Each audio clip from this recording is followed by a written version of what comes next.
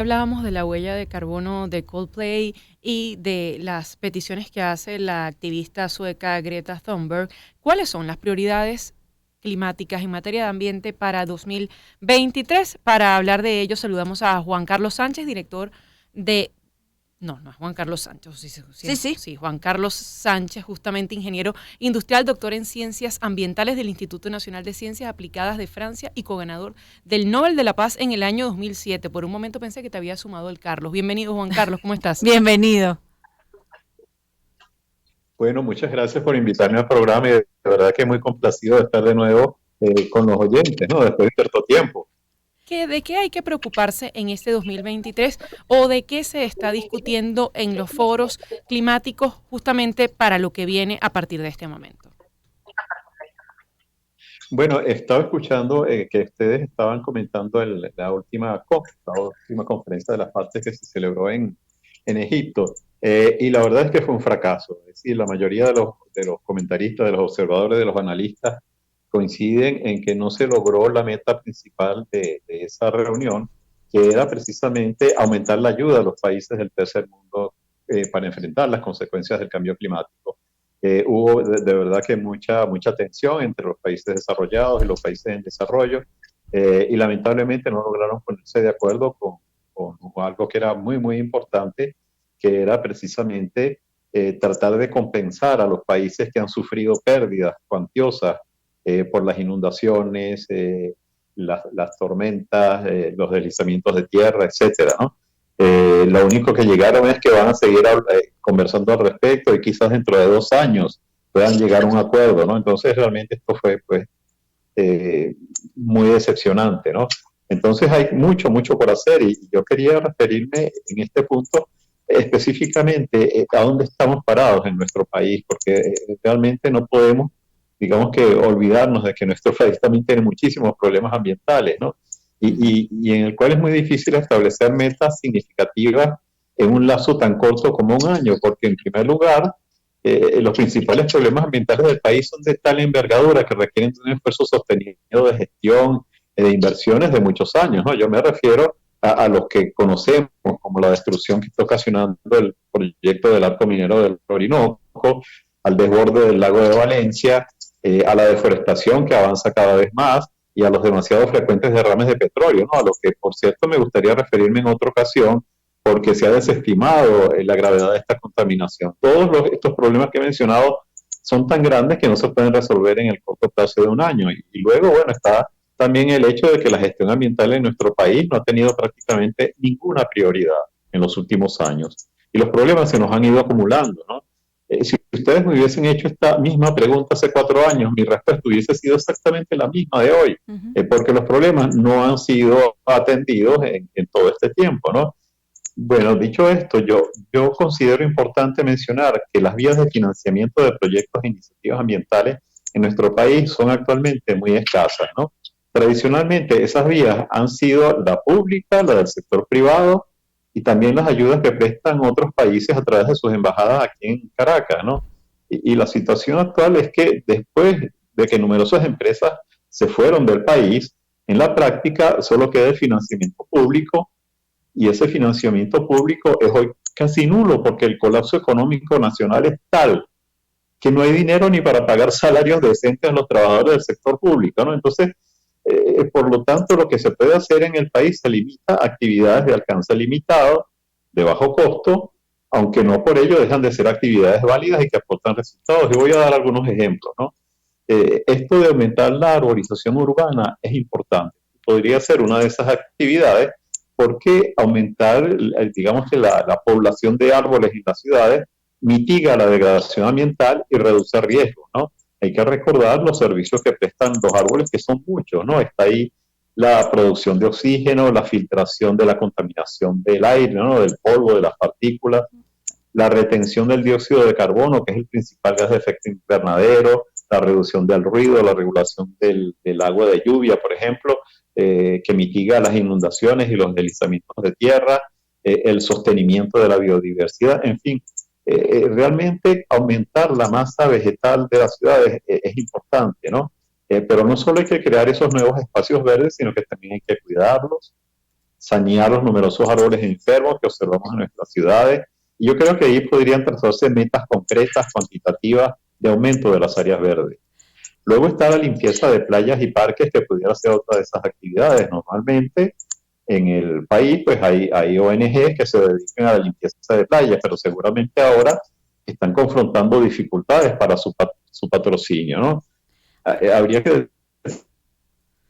Justamente, estas son actividades que están concebidas como operativos, es decir, que se hacen oportunamente previo a los periodos de vacaciones, ¿no?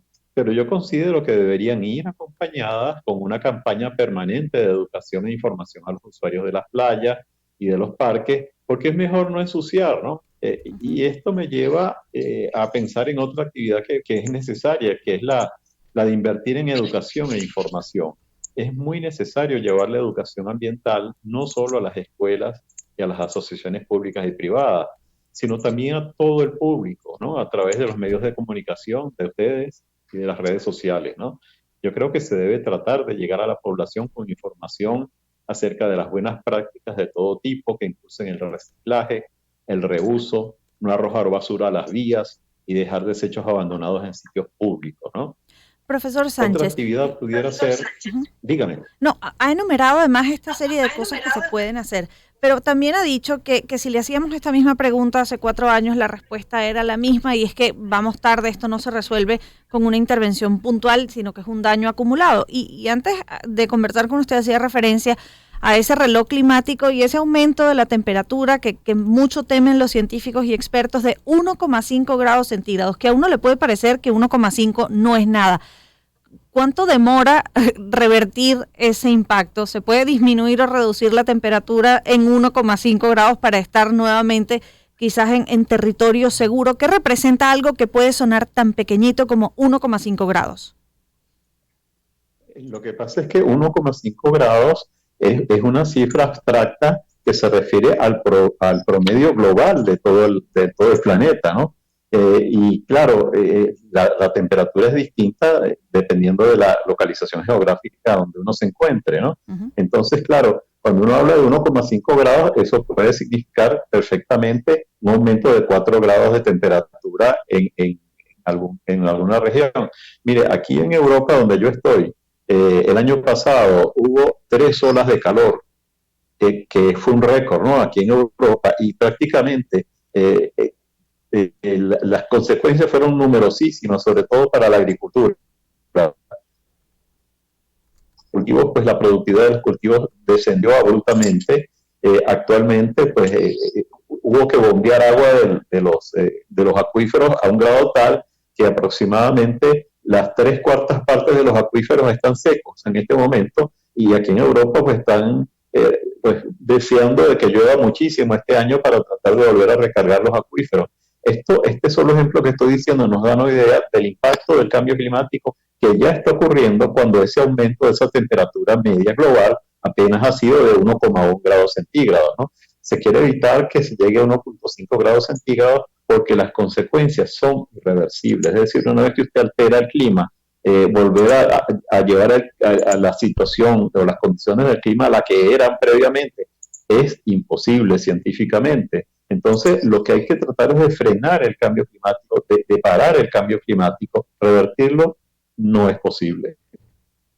Juan Carlos Sánchez es nuestro invitado, ingeniero industrial, doctor en Ciencias Ambientales del Instituto Nacional de Ciencias Aplicadas de Francia. También decía usted que aumentar la arborización urbana mitiga la degradación, pero cuando vemos, por ejemplo, la tala indiscriminada en una zona, el sembrar esos 8 o 9 árboles por ley que contempla la ley, ¿en realidad mitiga o es un remedio quizás no... o quizás que no tiene un gran efecto como se proponen algunas de las entidades que están talando, por ejemplo, en algunas zonas de Caracas? Si yo talo en el lado A, ¿esos 9 árboles deben ser cerca de ese lado o pueden ser en el lado XY, allá en la frontera con Zulia? ¿Cómo funciona eso? Desde el punto de vista del problema climático, no importa dónde usted lo siembre. El asunto es que los árboles absorben el dióxido de carbono por fotosíntesis, ¿no? Y esa fotosíntesis ocurre en cualquier lugar en que usted coloque el árbol, ¿no? Ahora, hay algo a lo que yo quería referirme particularmente con esto de la deforestación, que es un problema que yo considero que es bastante grave y al cual creo que no se le está prestando atención, ¿no? Y se trata del creciente uso de la leña para cocinar, ¿no? A nivel nacional, me refiero, ¿no? Esta es una práctica que aparte de exacerbar la deforestación, es muy dañina para la salud, porque libera en el interior de los hogares, bueno, diversas contaminantes, tales como partículas de lo que se quema, de la leña quemada, monóxido de carbono, hidrocarburos, incluso sustancias cancerígenas, a las que se ven expuestas, bueno, las personas que cocinan con leña, ¿no? Mire, según cifras de la Organización Mundial de la Salud, esta práctica ocasiona a nivel mundial 1,6 millones de muertes al año. ¿Qué significa eso? Que está en una digamos, de la lista de las causas de mayor cantidad de muertes al año a escala mundial. Esas listas donde uno incluye los que fuman cigarrillos, los que son atropellados en el tránsito, etcétera. Aparecen también los que cocinan con leña, ¿no?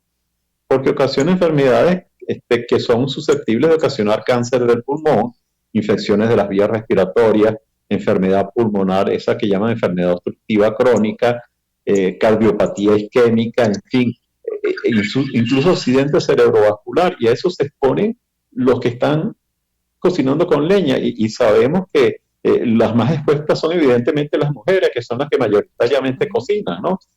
Pero los más vulnerables son los niños.